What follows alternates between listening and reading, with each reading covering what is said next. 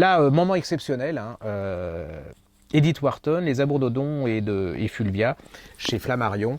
Alors, je suis très. Alors, Edith Wharton, pour moi, voilà, c'est une de mes idoles. Écrivain début du XXe, américaine, amie d'Henry James. Henry James, bon, il n'y a plus que moi qui le lis, on ne va pas être nombreux à lire Henry James. On a tué Henry James avec juste une caractéristique, on lui dit que c'était le Proust américain. Alors là, les gens, ils sont tirés, ils sont des Proust plus américains, alors que c'est une stupidité monstrueuse. Portrait de femme, qui est un des plus beaux portraits de femme qui ait jamais été fait, entre la naïveté intelligente d'une américaine et une société anglaise très comme ça, pervers, hypocrite, et comment c'est le combat des deux. Et enfin bon, si vous voyez Portrait de femme en 10-18, allez-y, c'est une merveille. Donc, Edith Wharton, on me l'envoie et on me dit c'est le premier Edith Wharton. Alors je me dis fond de tiroir, je vais encore me gonfler comme pas un. Et là, suprême plaisir, suprême surprise, quoi. Alors ça se passe pas au 19e, ça se passe au 18e. C'est l'histoire au début, ça se passe dans une ferme, hein, on est en Italie, hein, pas loin de Turin. L'histoire d'un jeune garçon. Il est descendant d'une famille ducale. Le problème, c'est qu'il est le cadet des cadets. Donc à cette époque, on les mettait dans une ferme, on les oubliait.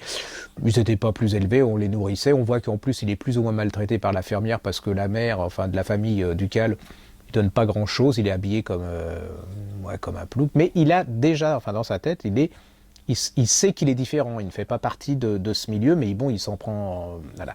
Et puis un jour, débarque un curé dans un carrosse en lui disant « il faut que tu viennes ». Et il va être rappelé auprès de sa mère, dans un merveilleux palais de Turin. Et il s'avère que... Alors la mère, je vous dis pas... espèce de décadence, elle vit grâce aux hommes riches, enfin l'aristocratie, elle est arrivée au niveau, voilà, par les fesses, hein, enfin, vous voyez ce que je veux dire. Mais bon, elle est aristocrate, hein, voilà, ça se fait aussi dans ce milieu. Et puis lui, il est né voilà, et c'est un rejeton de la famille. Hein. Et puis, je vous la passe, hein, je vous la fais courte quand même, et puis par des morts, des choses ainsi de suite, il va devenir duc.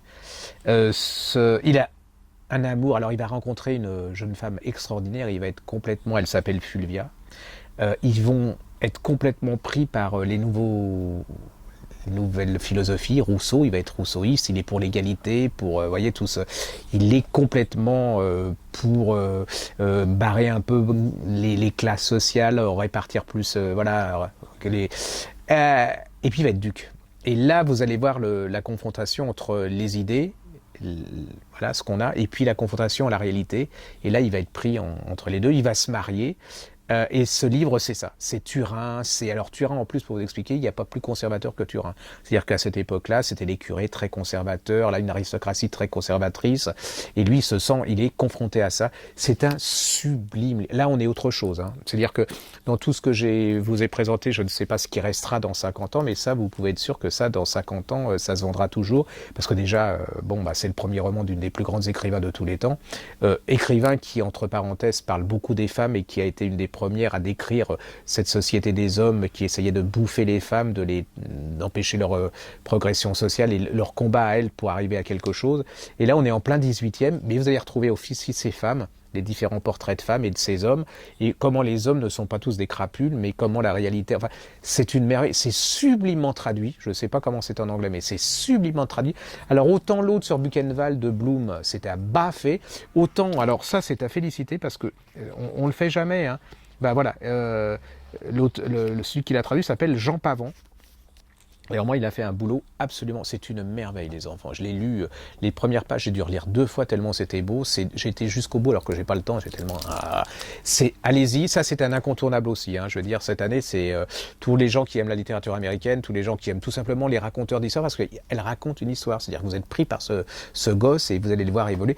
Alors, je sais que je vais faire fuir les gens, mais il y a un côté Chartreuse de Parme, voyez, Stendhal, mais dans le genre grande aventure, voilà, le rouge et noir, le côté social et tout, c'est plein de charme, c'est plein de délicatesse, c'est plein de finesse, c'est élégant, c'est une écrivain comme on n'a plus, c'est quoi, c'est le contraire de Laura Adler, voilà, ou de Vianney, voilà.